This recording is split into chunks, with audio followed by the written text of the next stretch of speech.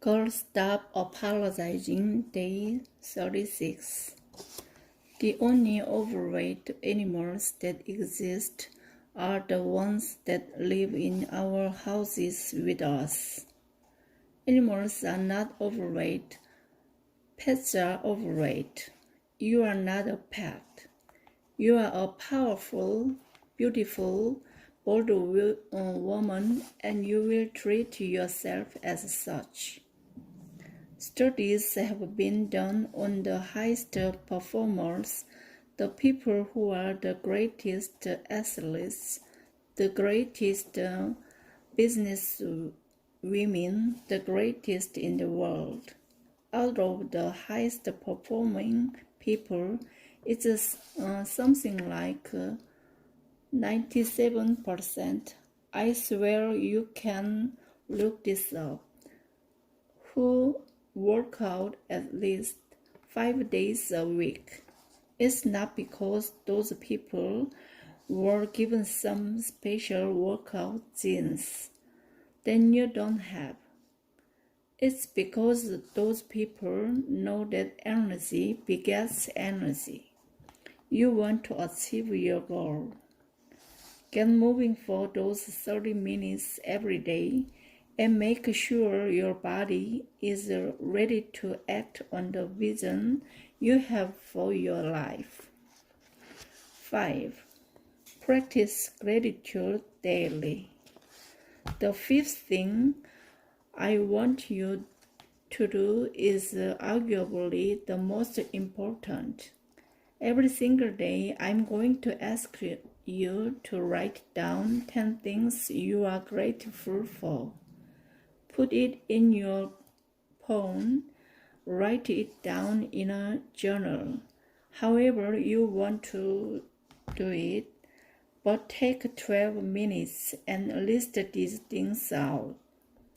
Don't list big things like that you're grateful for your partner or that you're grateful for the ability to breathe. Write down things that happened today. Things like how good your cup of coffee was, or how someone ran you in on the freeway when there was heavy traffic, or then you got to see a friend, or then your 5-year-old told you a terrible joke and you laughed even though it was funny. The idea is if you know that at the end of the day you're going to have to list out points of gratitude, you will spend your day looking for blessings. If you spend your day looking for blessings, here's the magic. You will find them. When you live your life in a state of gratitude, it changes everything. From a place of feeling immensely blessed, we see immense possibility. We believe good things are possible and maybe even likely to happen to us. When it comes to setting the foundation to succeed, it helps if you believe that your success is likely. If you don't do anything else on this list, just do this one thing. If you don't feel like you can do all 5 things, just try that last one about gratitude and do it consistently for a month. I suggest a month because in my own life, I've found that if I can do anything regularly for 30 days, it sticks. When you practice gratitude consistently for a month, add in the water, then maybe the workout. This is about setting yourself up for success. You can certainly pursue your goals when you're struggling physically or emotionally. But when you're taking care of yourself, you have the exponential energy to keep up with your vision. Get your personal space in order. Being a little girl in a house that was at times utter chaos meant that I grew up often feeling unsafe. But the one thing that I could control was my bed. So I made my bed every single day.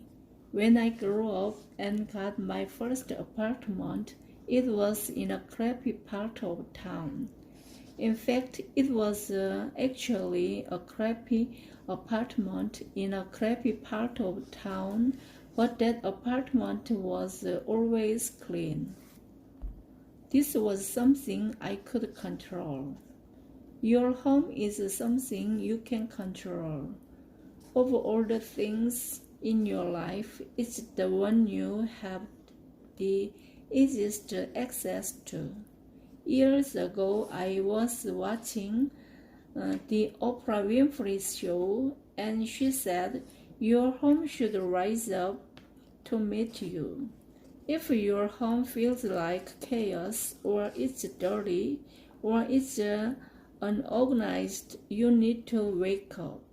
If you keep scrolling through Instagram, looking at other women's pretty lives so you don't have to acknowledge that yours is a mess, you need to wake up.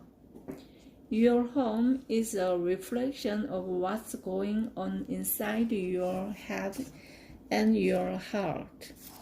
If life feels out of control, start taking control with your immediate environment. I know there are people reading this who don't have a home, we don't have access to everything, who have one tiny square surrounded by a sea of chaos. To you, I'd say, take care of the spaces that are yours, be that your bed, your car, or your desk at work. Organize your life. Keep your spaces clean. Put some effort into their appearances.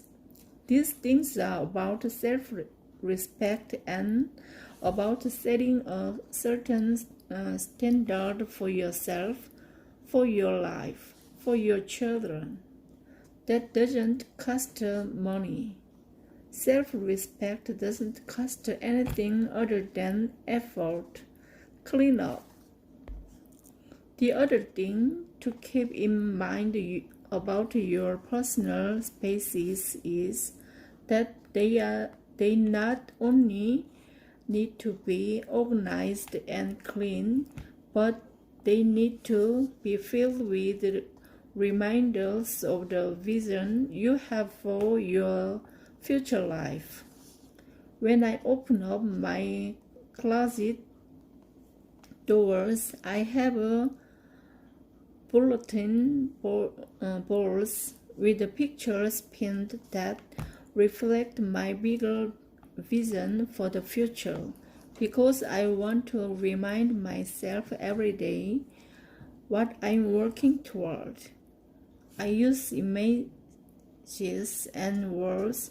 My car and office and even my bathroom mirror are filled with words and quotes that inspire me.